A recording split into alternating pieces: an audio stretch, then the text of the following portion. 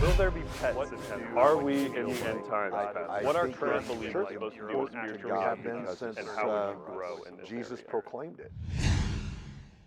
Hello, and welcome back to Now That'll Preach. My name is Jared Crowley. I'm your host. I'm sitting across from lead pastor of Church of the Harvest, Pastor David Freck. And if you're new to That'll Preach, if you've never watched before, basically the idea is that we take your comments, your questions, your topics that you send in to us, and we sort through them, pick one out, and we throw them at this guy and ask him to preach a little sermonette, have a little discussion about it with no preparation whatsoever. Correct. No hint, no inkling about what we're about to talk about. So Being instant. yes, yeah. In season, what is it that you guys say? In season and out of season? In season, out of season. Yeah. There you go. You guys say like it's not in the Bible. But all right, you ready for this one? I am. Okay. How do we as Christians construct a correct or informed perspective on suffering? How do we develop an informed understanding of suffering? Yeah, or just correct, I guess I should say. Well, I mean, all you got to do is read the scriptures. There's a lot in the Bible about suffering. Yeah. A lot about it. So I'd say that the best way to have a correct idea about suffering is to understand that in broad, these are broad strokes. Sure. Okay. Yeah. So suffering is unavoidable in life. God does not promise us that we won't. Sure. In fact, just the opposite. He promises that we will. Yeah. Right. That we will suffer. Those who live godly in Christ Jesus will suffer persecution, will suffer rejection, will suffer difficulty. If they hated me, they're going to hate you. Jesus said that. So there's consistent language. Many are the afflictions, the sufferings of the righteous, but the Lord delivers them out of them all. So it is an unavoidable experience in life. Yeah. Okay, that's the first thing. So if I understand that,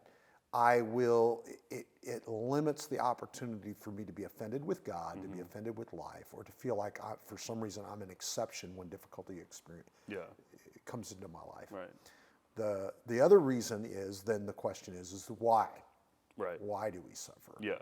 And so there are a lot of answers to that, but I'll give you a few. The first one would be, it is the consequence of living in a fallen world. Sure. Yeah. We are not disconnected from the fact that this sin is fallen and empty and an offense to God. Yeah. And not just from that perspective, but this is the consequence of rejecting God. Yeah, for sure. The things we experience in the world. So Right.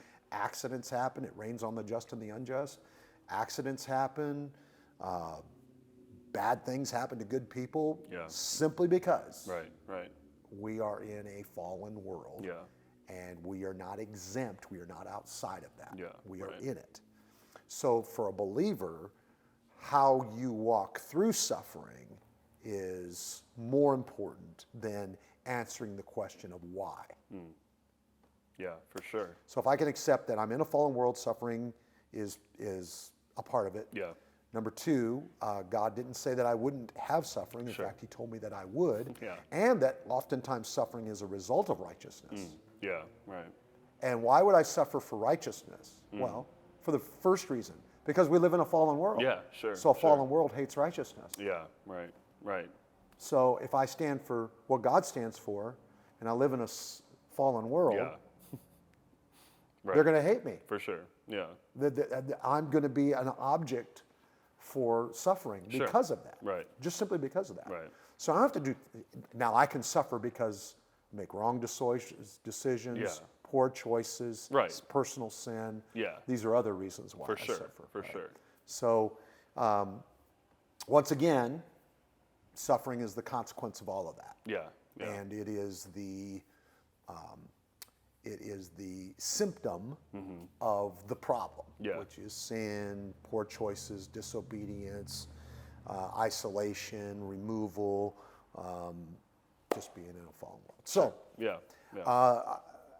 that would be a correct biblical understanding, at least at a cursory level, Sure. of what suffering Yeah, is, or right. why there is suffering, Right. and how to walk through it then becomes the question. Yeah. Right. For a believer, Yeah, for sure. It's not a matter of if you will, Right. it's a matter of how Yeah, for sure. you walk through it. Right. So James gives us some glimpses into that. Mm-hmm. He says, count it all joy when you fall into various tests, trials, temptations, torments, struggles. Right. Count it all joy. So maintaining an attitude that's joyful, grateful, thankful, that identifying that my joy is not connected to my environment or my circumstances. My joy is connected to my relationship with Jesus. Yeah, for sure. For sure. As the primary resource for joy. Yeah. So if our pursuit of happiness is things, stuff, perfect environments, circumstances, you'll never find it. Yeah. You'll never find it. Yeah. So it has to be based on something other than that. Yeah. It has to be based on a living, healthy, godly relationship with Christ. Yeah. Yeah. And having that well-developed relationship is key. So Yeah. count it all joy when you fall into various trials, knowing this, that the testing of your faith produces patience. So suffering always has purpose. Yeah. Right. That's what James is saying. Suffering has purpose, and that purpose is to elevate our faith, Yeah. Right. to show us where our faith stands, Yep. Yep. what our faith can do for us, how our faith establishes us and strengthens us. The testing of our faith produces patience. Yeah. So one of the great results of testing and suffering is becoming patient. Yep. Which is the Bible. If we keep reading James, it produces patience. Therefore, let patience have its perfect work. Yep. It's completing work. It's maturing work. So Right. there's a maturity that comes to me through difficulty, through suffering. So Jesus says that we will be glorified with Him if we'll suffer with Him. Yeah. That's the language that Paul used. Right. So I'm glorified with Christ if I can indeed suffer with Him. So it's this idea that there's something produced in suffering that produces God's glory. Yeah. Now, once again, I'm not talking about going around, the ascetics used to beat themselves with whips and I'm suffering for Jesus and look at how I'm suffering Yeah, because sure. this greater glory is mine. Yeah. Well, they got their reward. Everybody's, oh, look at them, they're so holy. Nobody thinks like that anymore. Yeah. But that was a thinking because it was an unhealthy biblical perspective of suffering. Yeah. Right. But I say all that to say, when suffering does come, understanding its purpose, understanding what it can work into me, Yeah. how I grow through it, Right. how my faith is extended by it. Yeah. This all helps me manage suffering better. Yeah. For sure. For sure. So Yeah. I don't know if I've answered your Yeah. question, but No, you I've did. kind of been all over the place. But that's yeah. I think that's a pretty correct way Yep. of understanding suffering, where suffering comes from, why we suffer, and number two, as a believer, how we walk through suffering. Yeah, for sure, for sure. is Yeah. key. No, I think we landed in the right spot, which is that the key to all of this is what is this suffering producing? You know what I mean? Like, Right. okay, I have to accept that I'm going through it.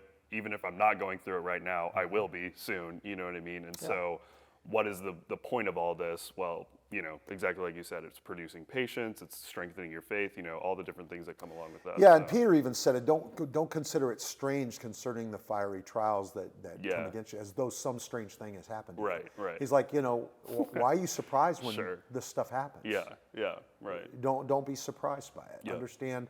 Understand it's a part. Now, don't walk around waiting for the shoe to drop. Yeah. That's the wrong way Right. to relate. There's to this. definitely a balance to that, for right. sure. Yeah. But don't be surprised when it Right, does show right, up, yeah. and just you can always find I always look at suffering as an opportunity Hmm. to see the goodness of God. So Lord, show me how you're good to me in this. Right. I want to identify your goodness in the midst of my adversity. Yeah. Yep. And sometimes that's hard. It is. Yeah. I'm not saying that's easy. Right. But it changes the way I relate to it. Yeah. And it makes me seek out the goodness of God. Yep.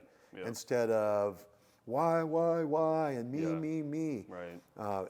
That course of thought and movement is probably not going to benefit you Yeah, for sure. in the for long sure. in the long haul. So, Yeah. Yeah. you know, I've looked at my life, and you know, I've had bad things happen to me, as everybody has, and I can tell you that I can always find a lot of people that have had it a lot worse than me, Yeah, for sure. and for sure. that doesn't make me feel guilty. Right. Right. It also doesn't make me feel prideful. Yeah.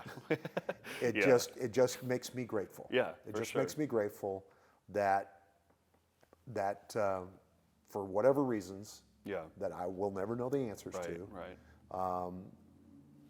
There's always somebody that's had it worse than me, Yeah.